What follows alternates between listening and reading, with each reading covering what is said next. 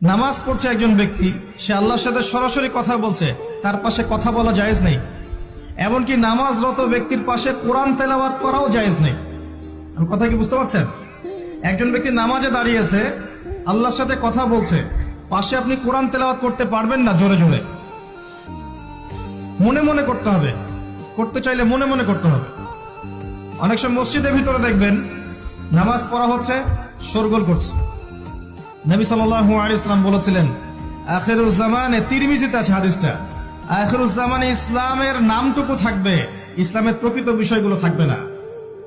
কোরআনের মাসহাফ থাকবে, যে মাসহাফ, কোরআনের মাসহাফটা থাকবে, এর শিক্ষাগুলো থাকবে না।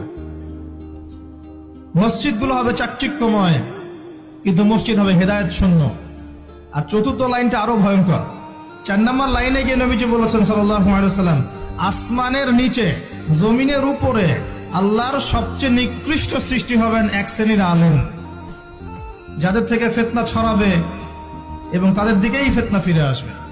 তিরমিজির মধ্যে হাদিসটা আছে, যে কোনো আলেমকে জিজ্ঞাসা করেন এটা কোন শ্রেণীর আলেম, এটা বোঝার জন্য আপনার পিএইচডি করার দরকার নাই। যারা দিনকে দুনিয়ার বিনিময়ে বিক্রি করেছে তারাই সেই শ্রেণীর আলেম। যারা সত্য কথা বলতে ভয় পেয়েছে তারাই সেই শ্রেণীর আলেম। যারা সত্যকে মিথ্যার সাথে মিশ্রিত করেছে তারাই সেই শ্রেণীর আলেম। এবং যারা ইসলামের নামে উম্মাকে শতদা বিভক্ত করে দিয়েছে এরাই সেই শ্রেণীর আলেম।